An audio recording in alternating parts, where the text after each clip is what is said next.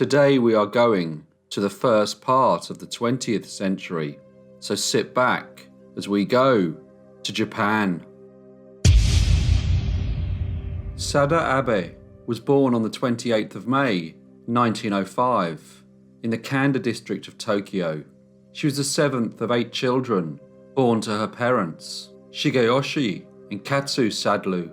However, only 4 of the 8 children survived infancy, which meant that growing up, Sada was the youngest in the family. She had a good childhood, and encouraged by her mother, she took singing lessons and learned to play the shamisen. She seemed to enjoy this, even though at the time it was considered something that was done by the lower classes, and people were surprised that her parents did not mind their youngest daughter participating in the activity.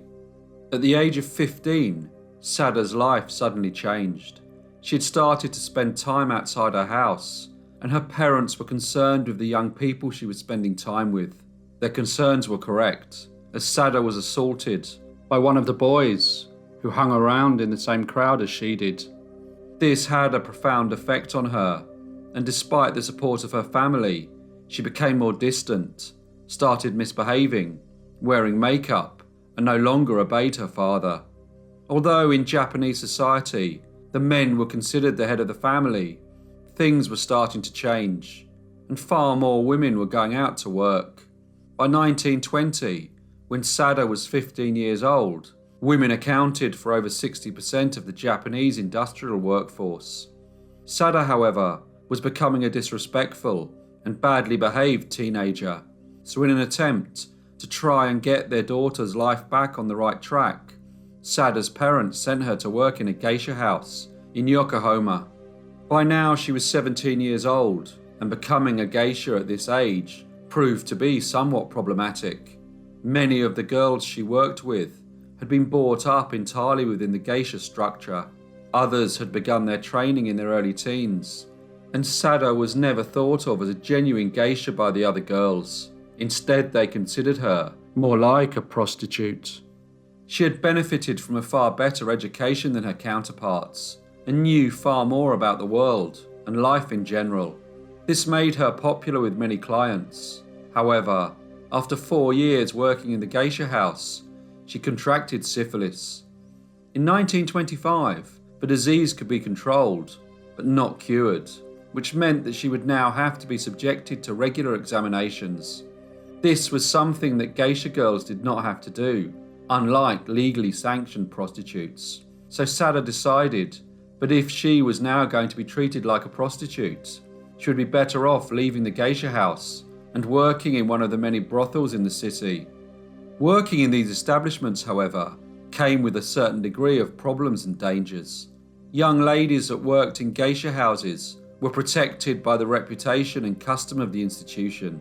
Now that Sada was working outside the geisha house, there was little control. Her clients could come from anywhere, and many had no respect for her. She soon realised that she needed to find a different career. In 1932, her mother died, so she returned to Tokyo. However, instead of trying to find employment, she continued to work in the industry that she had become so accustomed to. In late 1933, her father became ill, so she looked after him until his death in January 1934. Some people wondered why she did this, as when she was a teenager, she was abandoned by her parents and sent to the geisha house. But Sada was a dutiful daughter and nursed her father to the end. Following her father's death, she continued to work as a prostitute, where she was eventually arrested for being unlicensed.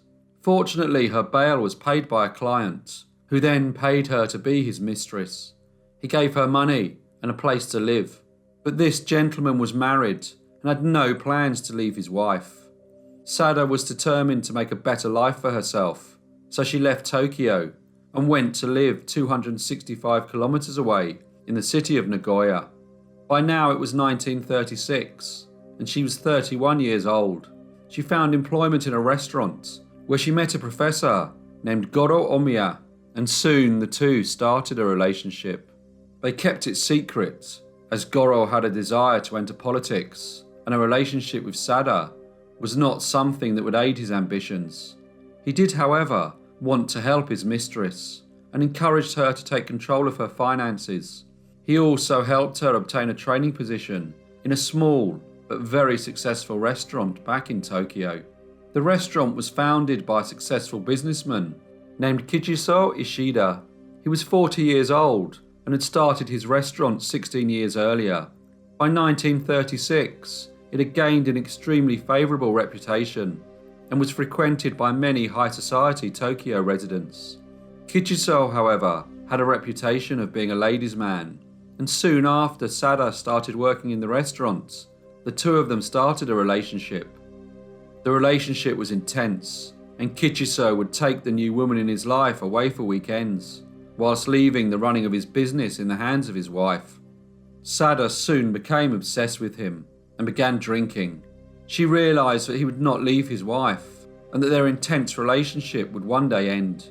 She went to a Japanese theatre where she saw a play about a geisha girl who threatened her lover with a knife. For some reason, she was fascinated by the play and went to a local shop where she purchased a large kitchen knife. The next time she saw Kichiso, in a somewhat similar way to the geisha girl in the play, she threatened him with it. However, instead of being concerned by her strange behaviour, he actually found it quite amusing and arranged for them to spend a weekend away together. On the morning of May the 18th, after spending 2 nights in a hotel, something came over Sada, and whilst her lover was asleep, she reached over and strangled him. She didn't stop until she realised that he was dead. What happened next was very bizarre, as Sada took the knife and cut off her lover's genitals. She then wrapped them in paper and put them in the pocket of her dress. She also wrote their names on the bed sheets with blood and carved her name into his left arm. She then calmly left the hotel. Later that morning, a maid entered the room and discovered the mutilated body. The police were informed and the hunt for Sada Abe began. The press were very quick to report the story and wrote about it in detail. It did not take long for the news of the events of the morning of May the 18th, 1936 to be known by people all over the country. There were many alleged sightings of her, but they all turned out to be false, as Sada was staying in a small Tokyo hotel room. She had checked in using an assumed name and spent the next few days writing goodbye letters to her friends and family. She was planning to end her life by travelling to Osaka and jumping from Mount Ikoma. On Wednesday, May the 20th, the police found her. She was still in the hotel room in the Shinagawa district of the city. They arrested her and escorted her to the police station. The press, still fascinated with the story, started digging into her past. Soon the name Goro Amiya started to appear in the newspapers, which destroyed his political ambitions. At the station, Sada was questioned by the officers, and they were very surprised by her calm manner.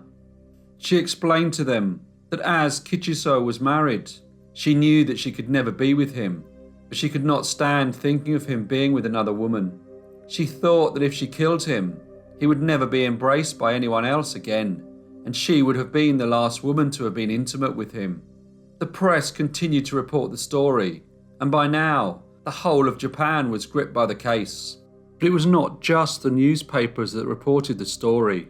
Radio had been very popular in Japan since the mid-1920s, and the number of households who owned one had increased year on year. Families would sit together and listen to their favourite shows, and of course, the news and the broadcasts would constantly update the story of Sada Abe. Strangely, however, instead of being portrayed as a killer, Sada was treated like a celebrity, and it was reported that she killed out of love, not jealousy. The trial of Sada Abe began on November the 25th, 1936, and large crowds gathered outside the courthouse. She pleaded guilty in the knowledge that the crime carried a maximum sentence of death, and described her life and the events that led up to the fateful morning of May the 18th, 1936. The court, however, acknowledged her diminished mental state and on December the 21st, she was convicted of murder in the second degree and of mutilating a corpse. The judge then sentenced her to 6 years in prison. She was taken to the Tochigi Women's Penitentiary, where she proved to be a model prisoner, and due to her good behaviour, she was released on the 10th of November 1940. Upon release from prison, Sada lived under an alias. At first, she lived with her sister and brother-in-law, before moving on to work as a maid, a position she was forced to leave when her true identity was revealed. She met another man and went to live with him for a few years, but again, when her real name was disclosed, she was forced to break off the relationship. Sada then realised that it would be extremely difficult to live without being recognised, so decided to embrace her notoriety. At the end of the Second World War, the social morals and culture started to change in Japan, and in 1946, Japanese women finally received the vote. Sada was suddenly seen in a different light, not so much the young woman who had strangled her lover, now the young woman who had been the victim of the men who had exploited and taken advantage of her throughout her life. In the subsequent years, books and plays were written about her, including one written by Sada herself. She was by now famous in her country and went on book tours and appeared on stage. In 1970, Sada disappeared from her public life, and what became of her is unknown.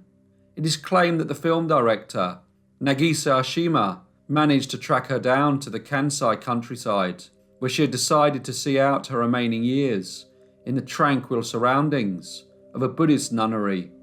This, however, has never been substantiated, and her final years and the date of her death remain a mystery. Hello everyone, and thank you so much for listening. As usual, please leave any comments or feedback you may have, and I will see you in the next brief case.